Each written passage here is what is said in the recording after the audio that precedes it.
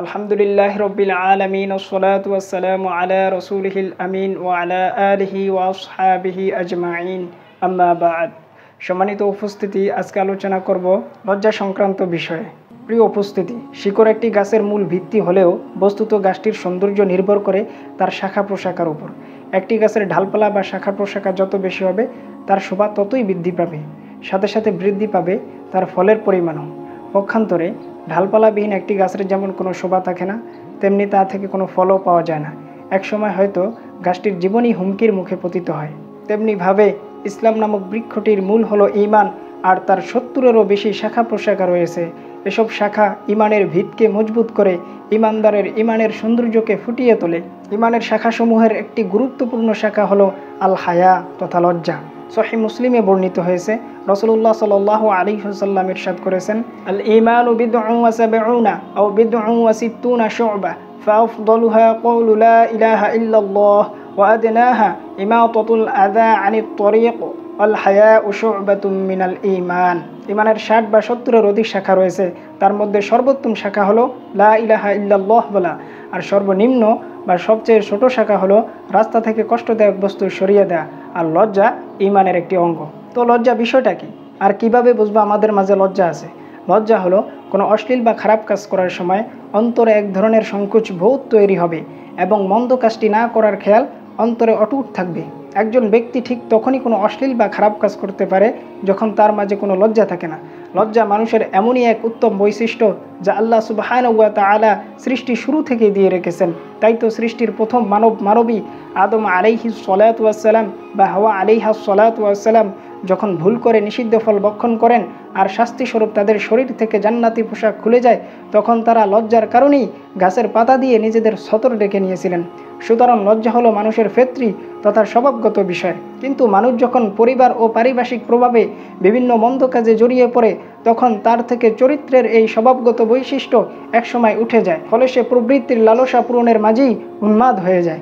এই কারণেই বলা হয়, নির্লজ্জ ব্যক্তি যে কোনো ঘৃণ্য কাজ করতে পারে। লজ্জা ঈমানের সকল শাখা প্রশাখার মূল উৎস স্বরূপ। এর দ্বারা মানুষ যাবতীয় গুনাহ ও খারাপ কাজ থেকে বিরত থাকতে পারে। লজ্জাকে দুভাগে ভাগ করা যায়: ১. শরঈ লজ্জা, ২. সামাজিক লজ্জা। আল্লাহ তাআলার ভয়ে সমস্ত গুনাহ ও খারাপ কাজ থেকে বিরত থাকা এবং সকল নেক ও কল্যাণের কাজকে আঁকড়ে ধরা হলো শরঈ লজ্জা। আল্লাহ সুবহানাহু ওয়া তাআলা সূরা নিসার ১০৮ নম্বর আয়াতে বলেন, ইয়াস্তাখফুনা মিনান নাস ওয়া লা ইয়াস্তাখফুনা মিনাল্লাহ ওয়া হুয়া মাআহুম ইয ইউবাইয়িতুনা মা লা ইয়ারদা মিনাল কওল ওয়া কানা আল্লাহু বিমা ইয়া'মালুনা মুহীতা। তারা মানুষের কাছে লজ্জিত হয়, কিন্তু আল্লাহর কাছে নয়, অথচ তিনি তাদের সাথেই রয়েছেন। যখন তারা রাতে এমন বিষয়ের পরামর্শ করে যে কথায় আল্লাহ সন্তুষ্ট নন, তারা যা করে সবই আল্লাহর আয়ত্তাধীন। মানুষ বা সমাজের ভয়ে কোনো কাজ থেকে বিরত থাকা হলো সামাজিক লজ্জা।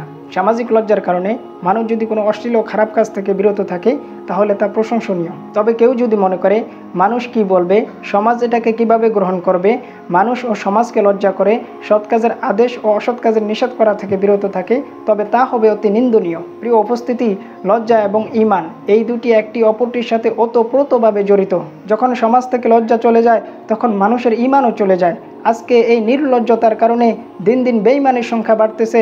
হাদিস শরীফে বর্ণিত হয়েছে, রাসূলুল্লাহ সাল্লাল্লাহু আলাইহি ওয়াসাল্লাম ইরশাদ করেছেন, আল হায়াউ ওয়াল ঈমানু কুরানাউ জামিআ ফাইযা রুফিআ আহাদুহুমা রুফিআ আল আখর।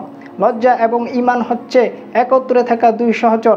যখন উভয়টার একটাকে উঠিয়ে নেওয়া হবে, তখন অপরটাও উঠে যাবে। আজকের সমাজের বাস্তবতা হচ্ছে, এখন পরিবার থেকেই সন্তান নির্লজ্জতা শিখছে। মা বাবা সন্তানের সামনে বসে অশ্লীল মুভি সিরিয়াল দেখছে, পরিবারের সকলে একসাথে বসে নাটক সিনেমা দেখে বিনোদন করছে। মা তার সন্তানকে শর্ট পোশাক পরাচ্ছে, মেয়েকে খোলামেলা সাজিয়ে দিচ্ছে। এমন নির্লজ্জ পরিবেশে বেড়ে ওঠার কারণেই এসব সন্তানরা বড় হয়ে বেহায়াপনায় লিপ্ত হচ্ছে, উলঙ্গপনাকে ফ্যাশন বলছে, সুন্দরী প্রতিযোগিতায় অংশগ্রহণ করে নিজেকে নগ্নভাবে প্রদর্শন করছে। যদি মা বাবার মাঝে কিঞ্চিত পরিমাণও লজ্জা থাকতো, তাহলে নিজের মেয়েকে এমন অশ্লীলতায় লিপ্ত হতে দিত না। ভাই তার বোনের ক্ষেত্রে এমন নির্লজ্জ হয়ে বাহিরে ঘুরে বেড়ানোকে সাপোর্ট করতো না। আজ সমাজে শুধু লজ্জা না থাকার কারণেই অবৈধ প্রেম পরকীয়া এগুলো মানুষের কাছে স্বাভাবিক বিষয় হয়ে গেছে। মেয়ে তার বয়ফ্রেন্ডের সাথে ঘুরে বেড়াচ্ছে, বাসায় এনে আড্ডায় মেতে উঠছে। রাসূলুল্লাহ সাল্লাল্লাহু আলাইহি ওয়াসাল্লাম বলেছেন, ইযা লাম তাস্তাহি ফাসনা মা শি'তা। যদি তোমার লজ্জা না থাকে, তাহলে যা ইচ্ছা তাই করতে পারো। জনৈক কবি বলেছেন, ইযা লাম তাখশা আকিবাতাল লায়ালি ওয়া লাম তাস্তাহ ফাসনা মা তাশা ফালা ওয়াল্লাহি মা ফিল আইশি খায়রুন ওয়ালাদ দুনিয়া ইযা যাহাবাল হায়া। তুমি যখন নির্জন রাতের পরিণতিকে ভয় না করবে আর তোমার মাঝে লজ্জা না থাকবে, তাহলে যা ইচ্ছা তাই করতে পারো। সুতরাং আল্লাহর কসম দিয়ে বলছি, লজ্জা চলে গেলে দুনিয়াতে জীবনে কোনো কল্যাণই বাকি থাকে না। আজকে সমাজ থেকে সুখ শান্তি দূর হয়ে যাওয়ার মৌলিক কারণ হচ্ছে লজ্জা চলে যাওয়া। আবারও যদি আমরা সুখ শান্তিকে ফিরে পেতে হয়, আবারও যদি আমরা কল্যাণের জীবনকে ফিরে পেতে চাই, তাহলে আমাদের লজ্জাশীল হতে হবে। সহিহ বুখারী ও মুসলিমে বর্ণিত হয়েছে, রাসূলুল্লাহ সাল্লাল্লাহু আলাইহি ওয়াসাল্লাম ইরশাদ করেছেন, আল হায়াউ লা ইয়াতি ইল্লা বিখাইর, লজ্জা কল্যাণী বয়ে আনে।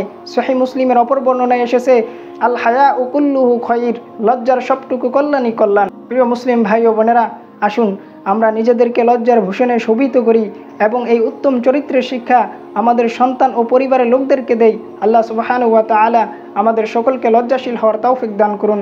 ওয়া আখির দাওয়ানা আনিল হামদুলিল্লাহি রাব্বিল আলামিন।